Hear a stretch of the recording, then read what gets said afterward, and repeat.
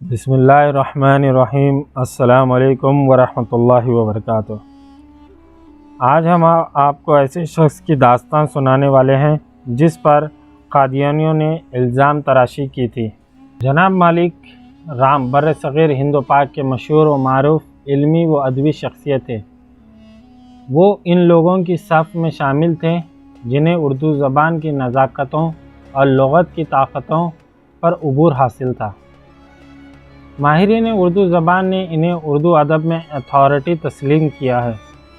مالک رام کو مولانا عبدالکلام آزاد رحمہ اللہ سے بہت عقیدت تھی۔ وہ خود کو مولانا کے علمی خوشے چینیوں میں فخریہ شمار کرتے تھے۔ انہوں نے مولانا ابوالکلام آزاد پر بہت ریسرچ کی اور ریسرچ کا حق ادا کیا۔ مولانا اور ان کے فن پر مالک رام کی لکھی گئی کئی کتابیں اردو ادب اور ہندوستان کی تاریخ کا قیمتی سرمایہ ہیں۔ مولانا سے محبت و رغبت کی وجہ سے مالک رام نے اسلام کا بھی گہرا مطالعہ کیا تھا اور ان کے ذہن پر اسلام کے گہرے نقوش تھے جو ان کی بہت سی تحریروں سے عیاں ہوتے ہیں۔ علاوہ ازیں انہوں نے غالبیت پر گراں قدر کام کیا۔ جناب مالک رام ان خوش قسمت لوگوں میں شامل ہیں جن کی زندگی کی کشتی ہمیشہ کفر کے بھنوروں اور گرادبوں میں پھنسی رہتی ہے اور قریب ہوتا ہے کہ کوئی موج بلاخیز اٹھے اور اس کشتی حیات کو بحر کرف میں غرق کر دے۔ اچانک کوئی موج رحم اٹھتی ہے اور اہل کشتی کو نکال کر ایمان کے ساحل پر پہنچا دیتی ہے جہاں جنت کی بہاریں اس کے لیے چشم برآ ہوتی ہیں۔ مالک رام ایک ہندو گھرانے میں آنکھ کھولی۔ بچپن، لڑکپن، جوانی اور بڑھاپا ہندو مت میں گزارا۔ وہ زندگی کے آخری ایام ہسپتال میں گزار رہے تھے۔ ان کا چراغ زیست موت کی تند ہواؤں سے آخری مقابلہ کر رہا تھا۔ اس سے پہلے یہ چراغ بجھتا، مالک رام نے اپنی موت سے 5 روز قبل یعنی 18 اپریل 1993 کو اسلام قبول کر لیا اور مالک رام سے اپنا اسلامی نام عبد المالک رکھا۔ انہوں نے بتوں سے ناطہ توڑ کر اللہ تعالیٰ سے تعلق جوڑ لیا۔ ہندو مت کی فرسودہ رسومات کو چھوڑ کر تاجدار ختم نبوت حضور صلی اللہ علیہ وسلم کی لائی ہوئی شریعت مطہرہ کے سامنے اپنی گردن خم کر دی۔ اللہ کی وحدانیت اور نبی و آخری الزماں صلی اللہ علیہ وسلم کی ختم نبوت کی گواہی دیتے ہوئے اور اس پر لوگوں کو گواہ بناتے ہوئے مالک رام اس جہاں فانی سے جہاں باقی پہنچ گئے۔ قادیانی جماعت جو بڑے لوگوں کی شہرت سے قادیانیت کو تقویت دینے کی طاق میں لگی رہتی ہے، جھٹ اعلان کر دیا کہ مالک رام نے مرنے سے پہلے قادیانی ہو گئے تھے۔ قادیانی دجالوں کا پہلا حربہ نہیں ہے بلکہ وہ اس سے پہلے باکسر محمد علی، پاک فضائیہ کے ہیرو ایم عالم، جنرل حمزہ وغیرہ کے قادیانی ہونے کا اعلان کر چکے ہیں، لیکن ان حضرات نے ان اعلانات کے جواب میں قادیانیت کی سخت مذمت اور مرمت کی اور خود کو حضور ختم نبوت صلی اللہ علیہ وسلم کا ادنا غلام ظاہر کیا۔ جناب مالک رام کے بارے میں قادیانی اخبار الفضل اپنی 13 اکتوبر 1993 کی اشاعت میں لکھتا ہے کہ جناب مالک اردو آداب کے ایک درخشندہ ستارے تھے اور آپ نے کئی علمی کتب لکھے۔ غالبیت آپ کا خاص مضمون تھا۔ اس زمن میں آپ نے کئی کتابیں بھی لکھی۔ جناب مالک رام ایک مخلص احمدی تھے، اگرچہ انہوں نے عمر بھر اپنی احمدیت کا باضابطہ اعلان نہیں کیا، لیکن ان کے جاننے والے اس بات سے باخبر تھے کہ وہ ایک راسخ العقیدہ احمدی ہیں۔ ان کی علمی کتاب میں دین حق کے بارے میں خاص مواد ہے۔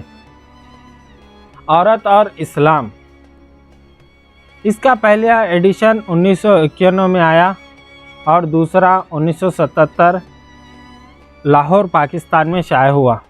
عورت اور اسلامی تعلیم میں انہوں نے عورتوں کے حقوق، اسلام میں بیٹی، بیوی یا ماں، طلاق شدہ بیوہ، اس کا تذکرہ کیا۔ اس کا ترجمہ انگلش میں، جس کا نام وومن ان اسلام ہے، یہ شائع ہوا حیدرآباد، دہلی اور نیو یارک میں، اور اس کا ترجمہ عربی میں بھی ہوا، جس کا نام ہے المرأۃ فی الاسلام، اور یہ شائع ہوا کائرو میں، اور اس کا دوسرا ایڈیشن شائع ہوا 1990 میں، اور ان کا دوسرا بڑا تعاون اسلامی تعلیم میں اس کتاب کے شائع ہونے سے ہوا، جس کا نام ہے اسلامیہ۔ استاذ محترم پروفیسر ناصر احمد پروازی صاحب نے خاکسار رقم الحروف کو ایک بار بتایا تھا کہ ان کو ایک بار ادبی کانفرنس کے سلسلے میں ہندوستان جانے کا اتفاق ہوا۔ چونکہ محترم پروازی صاحب اردو ادب کے جاننے والوں میں متعارف ہے، اس لیے جناب مالک رام سے بھی ان کی ملاقات ہوئی۔ مالک رام صاحب کو پتہ چلا کہ ڈاکٹر پروازی صاحب احمدی ہیں، تو وہ احمدیت کی محبت میں ان کو ان کے ہوٹل سے اپنے گھر لے گئے اور فرمایا کہ ہوٹل میں نہیں رہیں گے، میرے گھر رہیں گے آپ۔ چنانچہ پروازی صاحب ان کے گھر پر رہے۔ اس قیام کی جو خاص بات محترم پروازی صاحب نے بتائی وہ یہ تھی کہ مالک رام صاحب نے خوب نمازیں بھی پڑھائی۔ جناب مالک رام سے ہمارے ادارے فضل کے شعبہ ادارات کے ایک رکن مکرم سید ظہور شاہ احمد صاحب کی بھی قاہرہ میں ملاقات ہوئی۔ مکرم سید ظہور احمد شاہ نے بتایا کہ 1942 عیسوی میں برٹش آرمی کی انڈین میڈیکل کور میں بطور کلرک متعین تھا۔ یہ دوسری جنگ عظیم کا زمانہ تھا۔ ہماری یونٹ کے بعض افراد کو مصر بھیجا گیا۔ ہم سمندری جہاز کے ذریعے پورٹ سعید پہنچے، وہاں سے بذریعہ ٹرین قاہرہ گئے، جہاں پر ایک بڑا انفورسمنٹ کیمپ برٹش آرمی کا قائم تھا۔ یہ کیمپ مشہور اہرام مصر کے بالکل قریب تھا۔ وہاں ہمارا قیام 4-5 ماہ رہا۔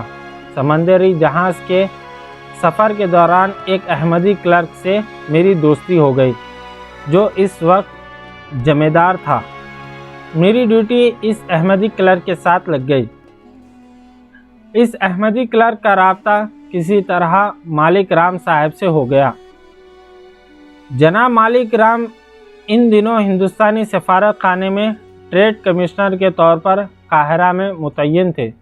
ایک دن وہ احمدی کلرک مجھے کہنے لگا کہ آؤ آج جمعہ پڑھنے چلتے ہیں۔ یہ مجھے مالک رام کے گھر لے گئے۔ مالک رام صاحب کا فلیٹ قاہرہ کے گنجان آباد علاقے میں تھا۔ ہم دن کے 10-11 بجے ان کے یہاں پہنچے۔ جناب مالک رام صاحب نے یہ دیکھ کر 2 احمدی بھائی ان کے پاس آئے، ہماری بڑی آؤ بھگت کی اور دوپہر کا شاندار کھانا بھی ہمیں اپنے گھر کھلایا۔ جمعے کا وقت ہوا تو 10-12 اور احمدی فوجی بھی جو اس کیمپ میں ہمارے ساتھ تھے آ گئے۔ جناب مالک رام نے کمرے کی کنڈی چڑھائی۔ ہم ان کی اس حرکت پر بڑے حیران ہوئے کہ اس احتیاط کی کیا وجہ ہے، تو انہوں نے بتایا کہ میری بوڑھی والدہ بھی میرے ساتھ ہے اور میں نے اپنی والدہ کی خاطر احمدیت کا اظہار نہیں کیا، چونکہ اگر ان کو میرے احمدی ہونے کا علم ہو گیا تو انہیں شدید دکھ ہوگا اور خطرہ ہے کہ وہ اس غم کو برداشت نہ کر پائیں۔ انہوں نے بتایا کہ میری بیوی کو اس بات کا علم ہے، اگرچہ خود احمدی نہیں ہے۔ مالک رام صاحب نے بتایا کہ انہوں نے اپنے بچوں کے نام بھی احمدیوں والے رکھے ہیں۔ میری والدہ نے جب مجھ سے پوچھا ان کے نام احمدیوں جیسے کیوں رکھے ہیں، تو میں نے یہ بہانہ بتایا کہ چونکہ ہم مسلمانوں کے ملک میں رہتے ہیں، اس لیے مصلحت کا یہی تقاضا ہے کہ ان کے نام بھی ایسے ہی رکھے جائیں۔ جناب مالک رام نے قبول احمدیت کے بارے میں بتایا کہ میں ہندو اخبارات ملاپ کے نمائندے کے طور پر سالانہ جلسے کے موقع پر لاہور سے قادیان جایا کرتا تھا۔ وہاں میری ملاقات حضرت چودھری محمد ظفر اللہ خان صاحب سے ہوئی، جنہوں نے میرے ساتھ نہایتی محبت کا سلوک کیا، مجھے اپنے گھر میں بلاتے رہے اور احمدیت کے بارے میں بتاتے رہے، حتیٰ کہ میں احمدی ہو گیا، مگر میں نے احمدیت کا اعلان نہیں کیا۔ اس وقت انہوں نے بھی سرکاری نوکری نہیں کی تھی۔ بعد ازاں غالباً چودھری صاحب کے توسط سے انہیں ہندوستانی وزارت خارجہ میں نوکری مل گئی۔ یہ انڈین ہائی کمیشن کے ٹریڈ کمشنر کے طور پر قاہرہ آ گئے۔ مکرم شاہ نے بتایا کہ ان دنوں مالک رام کی عمر 25-30 سال کے لگ بھگ ہوگی۔ موزوں قد اور درمیانے جسم کے مالک تھے۔ رنگ کھلتا ہوا سفید تھا، شاید اینک بھی لگاتے تھے۔ جس کمرے میں ہم جمعہ پڑھتے تھے وہ خاصا فراخ تھا۔ ان میں ان کی لائبریری بھی تھی جس میں قرآن کریم اور دیگر اسلامی کتب بھی رکھی ہوئی تھی۔ یہیں ایک احمدی دوست احمدیوں سے چندے بھی موصول کیا کرتے تھے۔ مالک رام صاحب کہا کرتے تھے کہ میں اپنی والدہ کی زندگی تک اپنے احمدیت کا اعلان نہیں کروں گا۔ مکرم شاہ صاحب نے بتایا کہ اس جگہ قیام کے دوران مجھے 3-4 جمعے جناب مالک رام صاحب کے گھر پر پڑھنے کا موقع ملا۔ میری پوسٹنگ سکندریہ اور وہاں سے چند ماہ بعد مجھے اٹلی بھیج دیا گیا، جہاں میں روم میں جنگ ختم ہونے تک رہا۔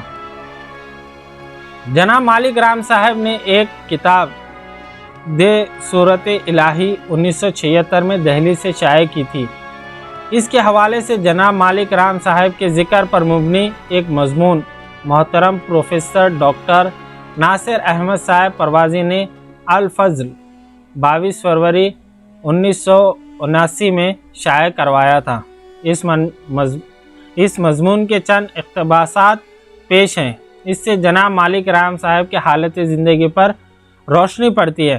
محترم پروازی صاحب کہتے ہیں، مالک رام اردو زبان و ادب کے ان محققین اور محسنین میں شمار ہوتے ہیں جن کی علمی اور تحقیقی فتوحات بے حدود و حساب ہیں۔ خاص طور پر وہ غالب کے سلسلے میں ان کی تحقیقی مساعی زیادہ مستند اور وقی سمجھی جاتی ہے۔ مالک رام اردو اور فارسی تینوں زبانوں کا علم ذوق رکھتے ہیں۔ فارسی کا ذوق تو ہماری پرانی نسل کے تمام بزرگ ادیبوں میں موجود تھا۔ اب رفتہ رفتہ یہ ذوق معدوم ہوتا جا رہا ہے اور ہم لوگ ایک متاع گراں بہا سے محروم ہوتے جا رہے ہیں۔ مالک رام ہندوستان کی وزارت خارجہ میں ملازم ہونے کے ناطے طویل عرصے تک قاہرہ میں مقیم رہے۔ اس طرح آپ نے عربی زبان سے کما حق واقفیت حاصل کی اور اس طرح اسلام اور قرآن فہمی میں بھی خاصا نام پیدا کیا۔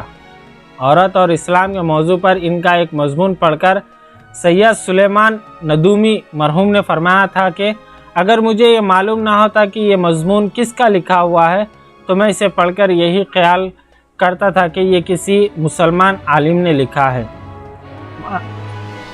مالک رام صاحب کے اس شغف میں حسن رہتاسی کا ایک حصہ تھا۔ یہ مالک رام صاحب کی زبان ہی سنیے۔ ہائی اسکول میں میرے ایک ہم سبق دوست ملک احمد حسین رہتاسی تھے جو بعد کو بہت دن تک ہفتہ واری دور جدید لاہور کے ایڈیٹر بھی رہے۔ وہ بھی میری طرح اردو، فارسی اور خاص طور پر شعر کے رسیا تھے۔ ہم دونوں کا ایک دانت کاٹی روٹی والا معاملہ تھا۔ وہ احمدی تھے، ان کی بدولت مجھے اسلام کے متعلق بہت وسیع مطالعہ کرنے کا موقع ملا۔ نہ جانے وہ میرے لیے کہاں کہاں سے کتابیں بٹور کر لاتے تھے اور میں بڑی سے بڑی کتاب 2-4 دن میں ختم کر کے واپس کر دیتا تھا۔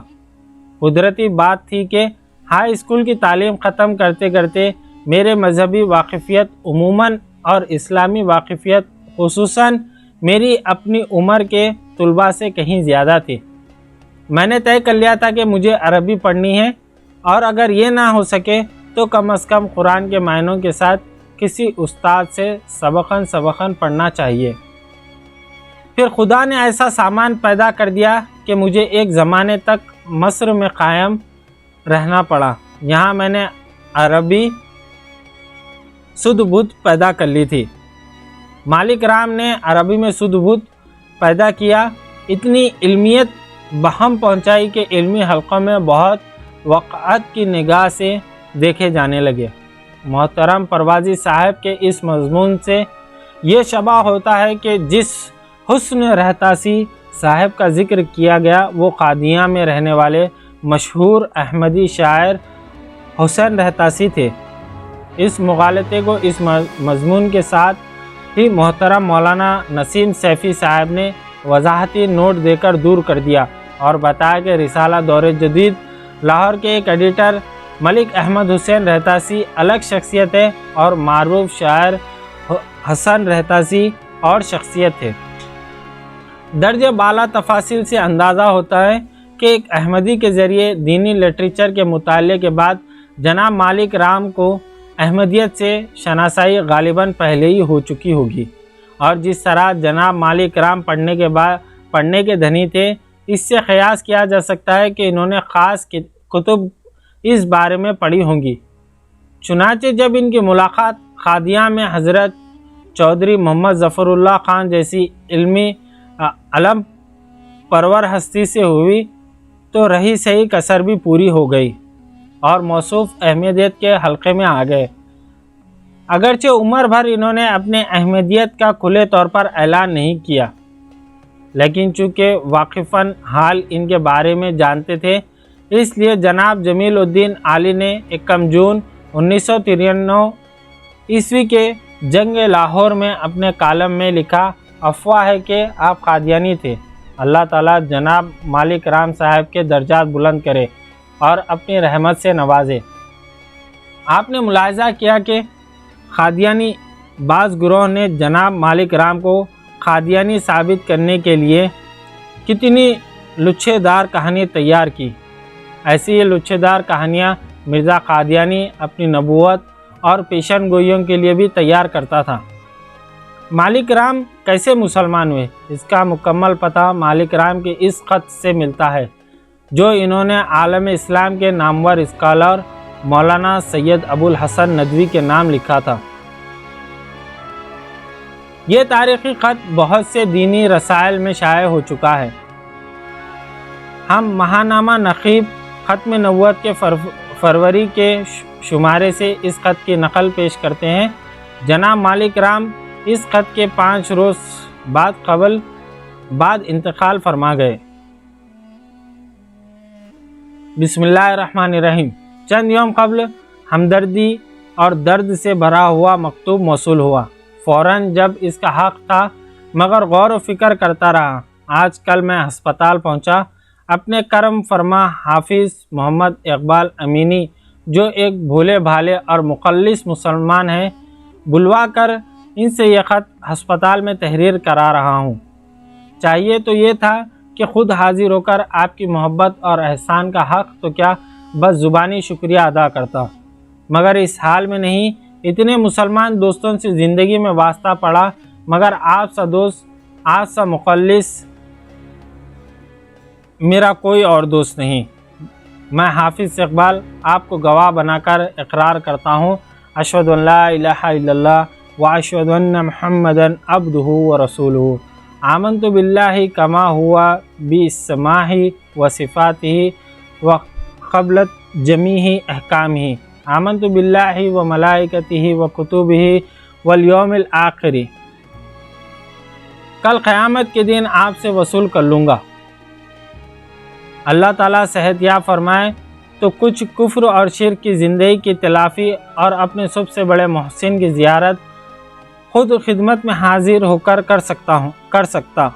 آپ کے احسان کا اجر بس مولائے کل ہی دے سکتا ہے، جس نے ساری عمر کے گمراہ کردہ راہ کو ہدایت اور توفیق بھی عطا فرمائی۔ کاش آپ سے پہلے میری ملاقات ہو گئی ہوتی۔ اللہ آپ کو سلامت رکھے اور آپ کی عمر دراز کرے۔ والسلام الاکرام، خاکسار عبدالمالک مالک رام۔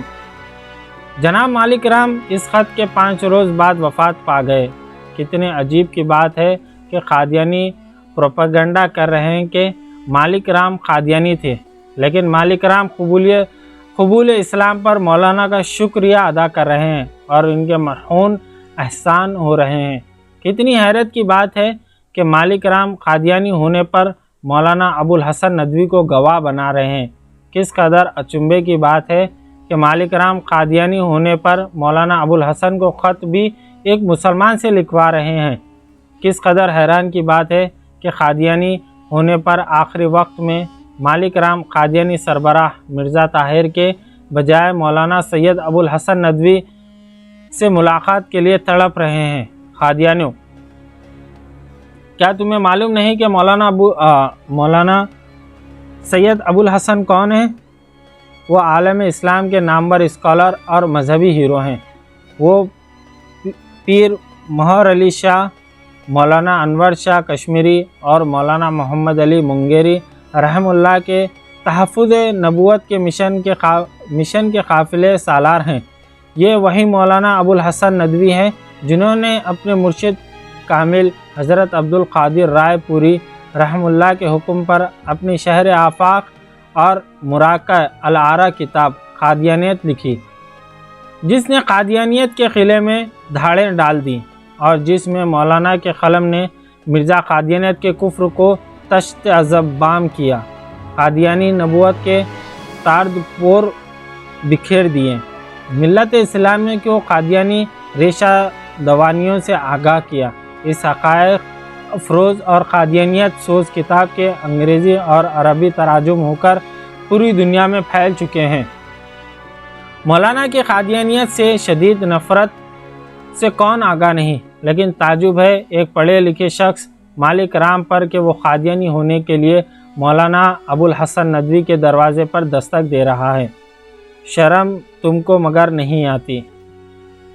قادیانیوں، تم مرزا کو نعوذ باللہ نبی بنا لیتے ہو، تم مرزا کی باتوں کو حدیث رسول بنا لیتے ہو، نعوذ باللہ، تم مرزا کے حفوات کو وحی الہی بنا لیتے ہو، تم تو مرزا کی بیوی کو ام المومنین بنا لیتے ہو، تم تو مرزا کے ساتھیوں کو اصحاب رسول بنا لیتے ہو، تم تو مرزا کے خاندان کو اہل بیت بنا لیتے ہو، نعوذ باللہ۔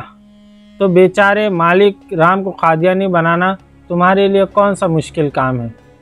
قادیانیوں، 1974 سے پہلے کی بات ہے، ٹی آئی کالج ربوہ میں سالانہ جلسہ ہو رہا تھا۔ سابقہ قادیانی خلیفہ مرزا ناصر ہولی آئی کالج ربوہ کا پرنسپل بھی تھا، جلسے کی صدارت کر رہا تھا اور چیف جسٹس ہائی کورٹ جناب جسٹس کیانی مہمان خصوصی تھے۔ اپنی صدارتی تقریر میں مرزا ناصر نے جناب جسٹس کیانی کو مخاطب کر کے کہا، جناب، جب ہم ربوہ میں آئے تو یہ ایک سنگلاخ اور بنجر علاقہ تھا، یہاں گھاس تک نہ اگتی تھی، درختوں کا دور دور تک نام و نشان نہ تھا۔ ہمارے محنتی اور جفاکش لوگوں نے 15 فٹ گہرے گڑھے کھودے، پتھریلی مٹی باہر پھینکی اور گڑھوں میں نرم مٹی اور کھاد ڈالی اور وہاں پودے اگائے۔ اب یہاں آپ کو جو درخت نظر آ رہے ہیں یہ وہی پودے ہیں جنہیں ہمارے محنتی ہاتھوں نے سنگلاخ زمین کا سینہ پھاڑ کر نکالا۔ مرزا ناصر کے بعد جسٹس کیانی خطاب کے لیے اسٹیج پر آئے تو انہوں نے مرزا ناصر کو مخاطب کرتے ہوئے کہا، مرزا صاحب، آپ نے سنگلاخ زمین کا سینہ چیر کر درخت اگانے کا جو ذکر کیا ہے واقعی بڑا جفاکش اور محنت کا کام ہے۔ میں آپ کی ہمت اور جفاکش کو داد دیتا ہوں، لیکن آپ کی جفاکشی کو کہاں پر داد دوں؟ آپ تو ختم نبوت کی فولادی زمین پھاڑ کر اس سے نبوت کا پودا بھی نکال لیتے ہیں۔ جزاک اللہ خیر۔